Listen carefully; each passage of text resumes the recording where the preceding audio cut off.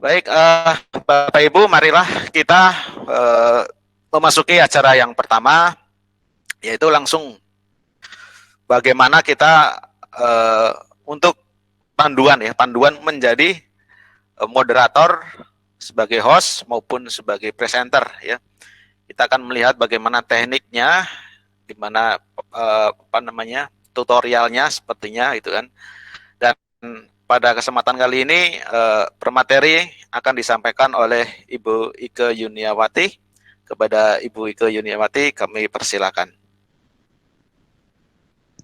Terima kasih Pak Yanwar. Bismillahirrahmanirrahim. Assalamualaikum warahmatullahi wabarakatuh. Waalaikumsalam warahmatullahi wabarakatuh. Waalaikumsalam. Oke, Bapak Ibu peserta VCT Pesat, pada kesempatan kali ini saya akan menyampaikan materi mengenai teknik menjadi host, moderator, dan presenter. Mohon bantuannya Pak Ahmad untuk share screen. Oke. Ya. Dari Pak Yanu juga boleh, Pak. Udah sama aja. Sama aja. Ya, silakan. Silakan. Terima kasih. Ada 3 skill set yang perlu dilakukan pada saat kita mengikuti VCT. Yang pertama adalah bagaimana cara menjadi host, menjadi moderator, dan menjadi presenter. Nanti Miss Lariska akan menjelaskan bagaimana cara menjadi presenter. Oke, next Pak. Yang pertama adalah bagaimana cara menjadi seorang host. Yang pertama harus kita ketahui bahwa tugas seorang host yang perlu dilakukan adalah sebelum acara konferensi video dimulai, yang harus dilakukan tadi sudah Pak Ahmad sebutkan juga di sebelumnya adalah membuat meeting room secara online sesuai dengan platform yang digunakan. Lalu selain membuat platform, membuka platformnya, tugas yang kedua adalah membuat QR code, room link dan di shorten link. Jadi nanti link meeting yang sudah Bapak Ibu buat itu akan dibuat QR code dan juga akan di shorten. Nanti mungkin ada lagi terpisah, tapi biasanya untuk membuat QR code saya menggunakan QR code generator, dan shorten link bisa menggunakan gg.gg atau bisa menggunakan bit.ly. Yang ketiga adalah membuat presensi sesuai dengan platform yang digunakan. Nah, untuk presensi ini yang lazim digunakan dalam kegiatan VCT adalah menggunakan Google Form. Lalu berikutnya tugas host adalah mempersiapkan dan membuka acara konferensi video. Nah, itu biasanya kalau misalnya kita punya jadwal jam 13.00, maka host akan membuka 5-10 menit sebelumnya untuk persiapan. Berikutnya memastikan pemateri memperkenalkan presenter dan moderator kepada peserta. Jadi nanti setelah dibuka, host juga akan memperkenalkan presenter dan moderator. Lalu memastikan pemateri telah diatur menjadi presenter. Biasanya lupa, karena host yang megang roomnya lupa untuk share screen. Nah, membuat anggota yang lain bisa share screen. Yang berikutnya, mempersilahkan moderator untuk mengarahkan atau memandu kegiatan konferensi video. Jadi setelah dibuka oleh host, maka konferensi videonya diserahkan kepada moderator untuk diatur jalannya konferensi video tersebut, VCon tersebut. Nah, berikutnya adalah membuat backup rekaman secara online, acara online tersebut. Nah, karena yang paling mudah untuk membuat rekaman, misalnya kalau menggunakan Zoom itu ada di host, maka host sebetulnya merekam itu adalah tugas presenter, tapi karena host yang lebih mudah, nah host itu membantu membuat rekamannya, atau juga bisa membuat anggota lain, misalnya moderator atau presenter, bisa kalau menggunakan Zoom bisa juga untuk diizinkan untuk merekam. Oke. Next, Pak. Nah, ketika berlangsung acara konferensi video, tugas seorang host adalah mengatur tampilan kamera dan mikrofon peserta ketika acara berlangsung. Jadi kalau misalnya ada mikrofon dari peserta yang nyala, itu kan bisa dimatikan langsung dari hostnya. Lalu mematikan mikrofon atau audio peserta pada saat pemaparan materi berlangsung, sehingga jalan VCon tersebut bisa lebih kondusif. Lalu mengatur on-off audio peserta saat sesi diskusi atau tanya jawab. Ini juga menjadi tanggung jawab seorang host. Siapa yang diizinkan untuk menyalakan mikrofon itu dari host juga. Lalu memberikan peringatan pada peserta hingga mengeluarkan atau expel peserta yang mengganggu kondusivitas room konferensi video. Jadi kalau ada peserta yang mengganggu, kita bisa mengeluarkan. Nah, mengeluarkannya kalau misalnya menggunakan Zoom itu bisa dimasukkan ke waiting room atau kalau dimasukkan ke waiting room kita bisa admit lagi. Tapi kalau kita remove dari Zoom itu tidak bisa login lagi, tidak bisa masuk ke room lagi. Itu jadi harus meeting yang berbeda baru bisa masuk. Nah, untuk amannya kita bisa masukkan ke waiting room saja. Berikutnya adalah membantu moderator selama acara berlangsung demi kelancaran konferensi video. Nah, maksudnya membantu moderator adalah ada yang namanya silent moment. Pada saat kita mengadakan VCon, mungkin saja ada waktu-waktu yang semuanya itu diam. Nah, itu kurang baik dalam sebuah kegiatan VCon. Jadi, pada saat moderator itu mengajak peserta berinteraksi, ternyata tidak ada audiens yang merespon, itu host bisa membantu moderator untuk TikTok untuk tanya jawabnya atau untuk berkomunikasinya sehingga roomnya tidak sunyi-senyap, tidak diam semua gitu. Jadi nanti host dengan moderator bisa saling berinteraksi.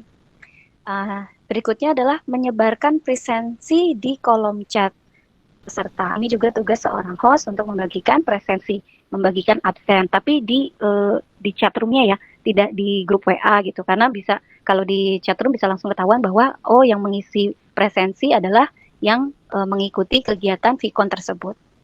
Oke, next Pak. Ya. Lalu selesai acara konferensi video, tugas host adalah menutup acara konferensi video setelah moderator selesai memandu acara konferensi video. Jadi setelah selesai moderator mengembalikan kepada host membuat penutup, lalu yang kedua adalah menutup room VCon. Maka setelah roomnya itu selesai, maka selesai juga tugas sebagai host. Oke. Berikutnya Pak. Tips untuk menjadi seorang host. Yang pertama adalah menguasai teknik aplikasi VCon yang digunakan. Ada 3 VCon yang biasanya digunakan untuk kegiatan VCT. Yang pertama adalah Zoom Meeting atau Google Meet dan juga Webex. Tapi yang saya gunakan pada saat mengikuti kegiatan VCT, saya menggunakan Zoom karena satu dan lain hal penyebabnya. Berikutnya adalah mempelajari rundown acara. Jadi kita harus tahu nanti jangan hanya membuka room saja untuk menjadi host itu, tapi kita tidak tahu apa rundown acaranya. Tapi kita juga harus tahu, seorang host itu harus tahu rundown acaranya. Lalu host juga harus bekerja sama dengan semua petugas yang terlibat. Jadi tidak hanya membuka room, setelah berjalan diserahkan ke moderator, hostnya hilang gitu. Jangan sampai seperti itu. Tetap host harus standby sepanjang kegiatan VCon itu berlangsung. Oke, yang berikutnya adalah menjadi moderator. Moderator adalah orang yang bertindak sebagai penengah atau pemimpin sidang atau rapat atau diskusi yang menjadi pengarah pada acara pembicaraan atau perdiskusian masalah. Ada tugas-tugas moderator. Yang pertama adalah pada saat berlangsungnya konferensi video, moderator memiliki tugas sebagai berikut. Yang pertama adalah pembukaan. Nah, pada saat pembukaan, moderator memperkenalkan presenter dan tema presentasi. Jadi kurikulum vitae sebelum kita membuka room, moderator juga silakan meminta kurikulum vitae dari presenter karena nanti akan diperkenalkan seperti misalnya tanggal lahir, latar belakang pendidikan, lalu tugas-tugasnya sekarang di mana, itu ditanyakan oleh moderator. Nanti pada saat dimulai kegiatan VCon itu disampaikan oleh moderator. Yang berikutnya adalah membacakan kurikulum vitae dari presenter. Jadi kita harus minta lebih awal, jangan dadakan buka room baru bertanya, Pak, Bapak lulusan di mana? Bapak sudah berkeluarga atau belum? Jadi kita sebelum room itu dibuka, moderator harus sudah mengetahui informasi kurikulum vitae tersebut. Lalu berikutnya adalah mempersilahkan presenter untuk menyajikan presentasi. Nah, barulah nanti setelah membacakan kurikulum vitae, mempersilahkan presenter untuk memaparkan materi yang akan dibawakannya. Oke, next Pak. Ya, pada saat berlangsungnya konferensi video, moderator memiliki tugas sebagai berikut. Sesi paparan materi dari presenter. Nah, pada saat presenter memaparkan materi, nah, moderator harus memandu dan mengatur jalannya acara. Lalu juga yang kedua, mengingatkan presenter mengenai alokasi waktu untuk paparan materi jika presenter lupa. Nah, biasanya ini ada yang asyik gitu, presenternya keasikan bawain materi sampai lupa waktu, sampai jam berapa ini tugasnya. Nah, itu tugasnya dari moderator untuk mengingatkan. Lalu berikutnya, menciptakan suasana nyaman dan kondusif. Lalu next Pak. Pada saat berlangsungnya konferensi video, moderator memiliki tugas sebagai berikut. Nah, yang penting itu sesi diskusi atau tanya jawab, membuka sesi tanya jawab, menciptakan suasana nyaman dan kondusif, mengakomodir pertanyaan peserta dengan memperhatikan urutan penanya. Nah, pada Vicon, pertanyaan bisa diberikan secara langsung ataupun juga melalui chat room. Makanya moderator itu perlu memperhatikan apa yang terjadi di chat room tersebut, karena biasanya ada juga yang kesulitan mikrofon atau kesulitan untuk menyampaikan secara langsung, menuliskan pertanyaannya di chat room. Lalu berikutnya, memberikan kesempatan presenter untuk menjawab pertanyaan, memberikan kesempatan jika ada yang mau menambahkan saran atau sharing informasi. Lalu mengingatkan peserta untuk mengisi presensi yang dibagikan oleh host. Itu juga moderator yang mengingatkan, Bapak Ibu silakan mengisi presensi. Nah, seperti itu misalnya. Lalu menciptakan suasana nyaman dan kondusif sehingga tidak sepi, roomnya tidak diam. Oke, next Pak. Oke, saat berlangsungnya konferensi video, moderator juga memiliki beberapa tugas, yaitu sesi penutupan. Yang pertama adalah memberikan kesempatan kepada presenter untuk menyampaikan closing statement. Nah, ini yang beberapa kali saya mengikuti VCT, kebetulan teman-teman mungkin di VCT 9 terlewat, bahwa moderator juga mempersilahkan kepada presenter untuk memberi pernyataan atau closing statement. Jadi bukan hanya moderator yang akan menyimpulkan keseluruhan dari Vicon hari saat itu, tapi juga closing statement dari presenter. Lalu berikutnya membuat kesimpulan dan dari presentasi yang disajikan. Itu juga moderator membuat kesimpulan. Jadi apa yang disimpulkan dari paparan materi, dari tanya jawab atau dari sharing informasi itu disimpulkan oleh seorang moderator. Lalu berikutnya menutup sesi presentasi dan mengembalikan kegiatan konferensi video kepada host. Lalu yang terakhir adalah mengembalikan kegiatan kepada host. Next, Pak. Tips untuk menjadi moderator. Yang pertama adalah, ini yang seringkali mungkin terlewat oleh saya pada saat mengikuti VCT juga, yaitu mempelajari materi yang akan dibawakan oleh presenter. Jadi kita tidak hanya sekedar membuka, tapi paling tidak kita mengetahui sekilas materi apa yang akan dibawakan oleh presenter. Jadi nanti pada saat kita merespon atau TikToknya dengan presenter itu kita nyambung gitu. Jadi nggak gelap lah istilahnya gitu. Kita mengetahui apa sih yang lagi dibawakan, apa sih yang akan dipaparkan oleh presenter. Lalu menyiapkan data personal yang terlibat dalam acara. Lalu siapa hostnya, siapa tadi yang meminta kurikulum vitae lebih awal, itu juga tugas sebagai moderator. Lalu menghidupkan suasana Vicon. Nah, untuk menghidupkan suasana Vicon ini kita bisa moderator bisa berinteraksi juga host sehingga tidak sepi, meetingnya tidak diam saja. Lalu yang terakhir adalah bekerja sama dengan semua petugas yang terlibat. Itu saja tugas sebagai host dan moderator. Yang untuk selanjutnya tugas presenter akan disampaikan oleh Miss Lariska. Terima kasih Pak Yanwar. Terima kasih. Terima kasih Bu Ike yang sudah memaparkan tentang bagaimana menjadi host dan moderator dalam kegiatan webinar. Saya lihat sangat banyak sekali tugasnya. Saya juga kayaknya banyak ya kalau saya lihat satu persatu. Tapi tenang saja, teman-teman semuanya peserta Bapak Ibu, kalau sudah dilakuin ya, itu kayaknya jadi kayak keterusan gitu ya. Jadi udah nggak usah dihafalkan, sudah hafal sendiri. Bapak Ibu seperti itu ya. Baik Bapak Ibu, selanjutnya ada teknik untuk bagaimana menjadi seorang presenter yang baik dan benar akan disampaikan oleh pemateri kita kepada Ibu Lariska Septiani, SPD, kami persilahkan. Terima kasih Pak Yanuar. Assalamualaikum warahmatullahi wabarakatuh. Waalaikumsalam. Selamat siang Ibu Bapak sekalian. Ya, pada kesempatan kali ini izinkan saya berbagi penjelasan, berbagi pengalaman bagaimana sih menjadi presenter saat virtual coordinator training. Ya, karena saya yakin untuk menjadi presenter di sini semua sudah pernah, karena profesi kita adalah sebagai guru. Nah, itu sebenarnya secara tidak langsung kita sudah menjadi presenter. Hanya saja dalam VCT kali ini audiensnya itu beda. Oke, sehingga tantangannya pun juga berbeda. Oke, untuk Pak Ahmad boleh minta tolong share screen-nya. Masih yang lanjutan dari Mem Ike ya, Pak? Oke, ya, terima kasih Pak Yano.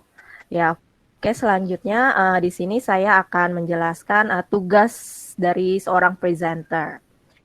Presenter adalah orang yang memperkenalkan atau mempresentasikan materi dari program yang dibawakan. Jadi kurang lebih bisa dikatakan presenter itu adalah narasumbernya atau bintangnya. Jadi kenapa orang mau join virtual account-nya, virtual Zoom-nya, virtual conference-nya, ya karena dia mau lihat materi yang disampaikan oleh si presenter ini. Makanya karena kita sebagai narasumber utama, diwajibkan banget kita harus well prepared dalam menyampaikan materi tersebut. Nah, dalam visit ini ada beberapa tugas dari seorang presenter. Yang pertama adalah memaparkan materi dengan singkat, padat, dan berisi. Kenapa harus singkat, padat, dan berisi? Karena di sini ada durasi minimal dari VCT, yaitu minimal 30 menit dan maksimal 1 jam. Oke, dan itu belum termasuk sesi tanya jawab dan juga belum termasuk moderator TikTok dengan yang lainnya. Jadi diusahakan kita benar-benar menyampaikan intinya saja. Oke, tidak terlalu panjang lebar tapi dapat kepada para audiens di sini. Oke, yang kedua adalah menjawab pertanyaan peserta VCon.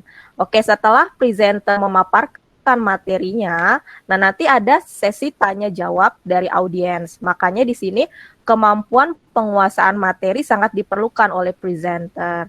Jadi sebelum kita mau mempresentasikan sesuatu, kita harus memilih-milih dulu materi yang menurut kita layak untuk dipresentasikan, ya terutama yang kita kuasai.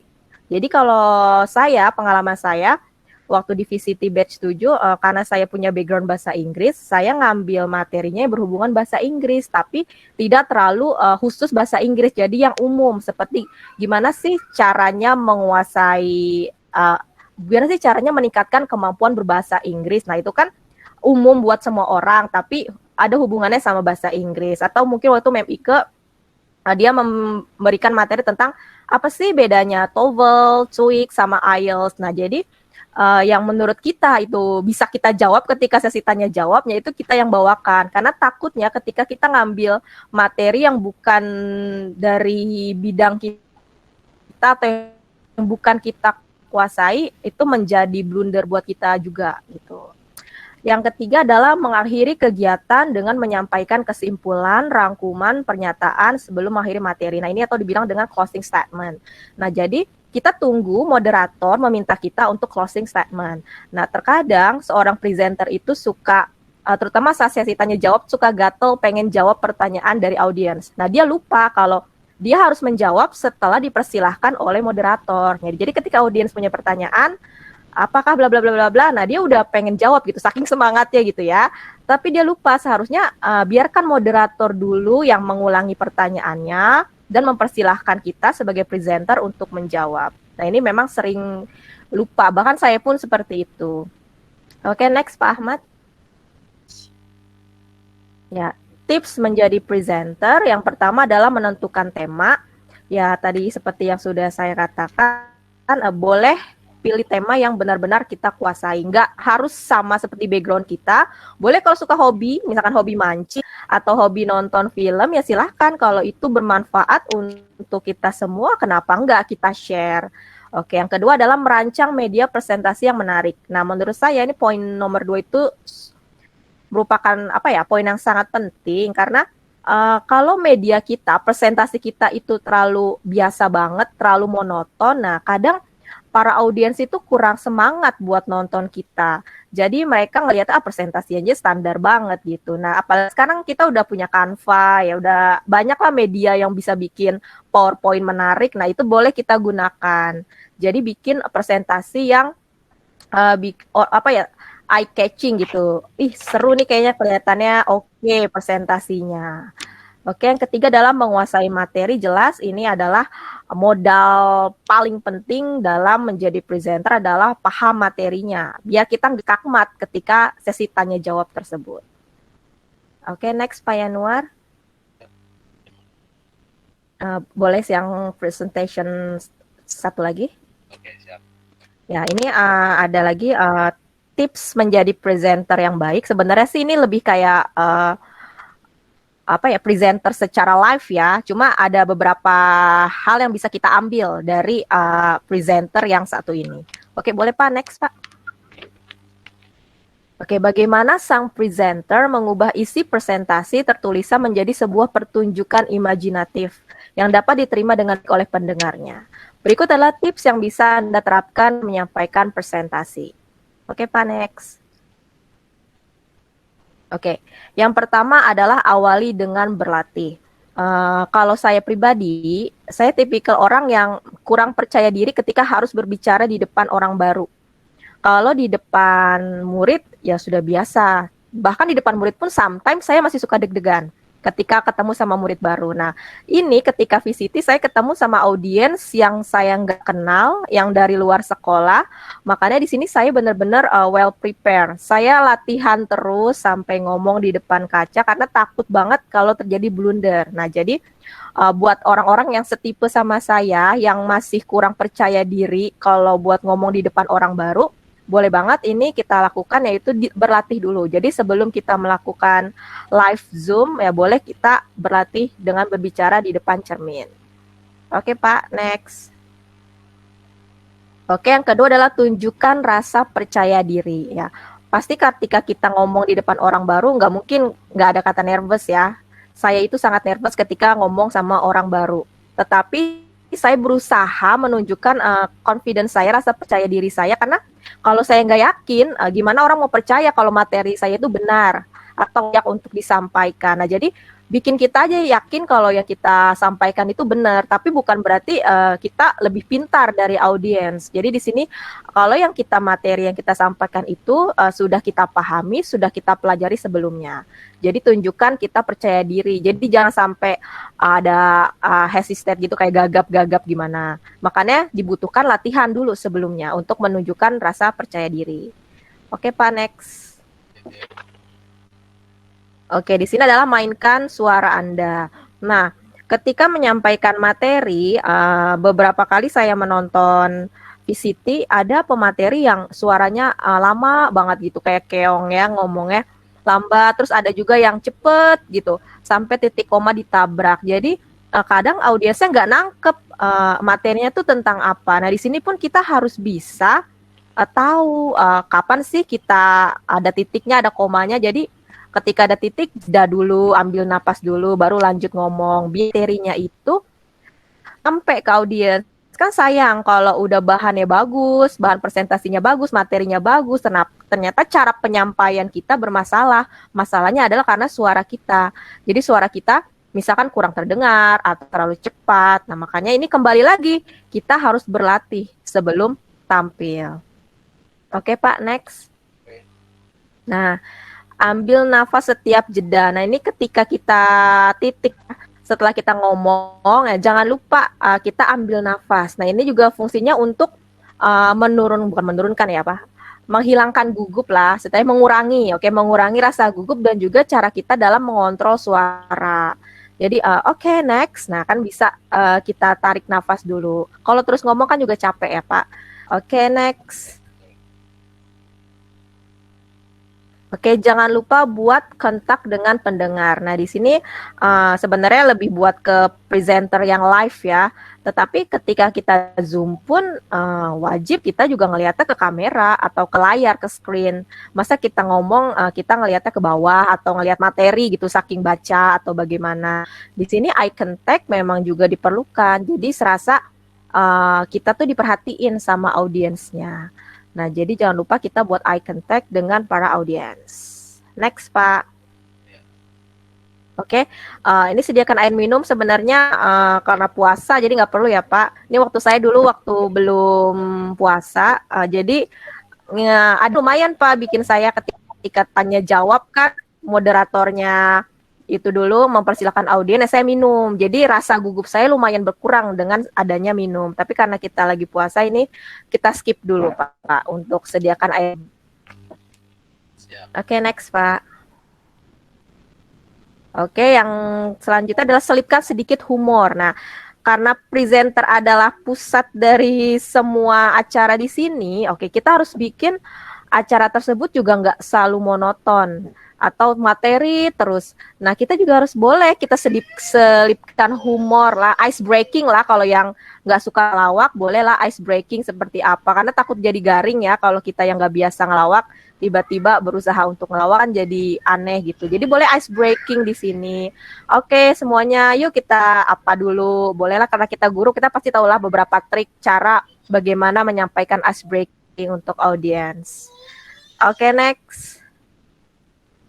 Oke, yang terakhir adalah jadilah diri sendiri, just the way you are. Pastinya sebagai presenter dan setiap orang memiliki cara tersendiri dalam menyampaikan suatu hal. Nah, begitupun dengan kita, saya, Mem Ike, Mem Naomi, nanti semuanya punya gaya yang berbeda-beda dalam mengajar. Nah, jadi berusaha jadi diri sendiri aja. Jangan saya pengen kayak Mem Ike misalkan bagus dia kayak gimana nyampeinnya. No, karena setiap orang punya keunikan sendiri. Jadi percaya saja sama diri kita. Kalau mungkin keunikan itu yang bikin kita berbeda dari orang lain. Oke, selanjutnya Pak Yanuar. Oke. Sekian Pak Yanuar presentasi dari saya. Ini kita hanya berbagi Ibu Bapak. Mungkin dari Ibu Bapak sendiri juga bisa banyak lagi pengalamannya jauh lebih banyak dari saya. Selanjutnya saya kembalikan kepada Pak Yanuar.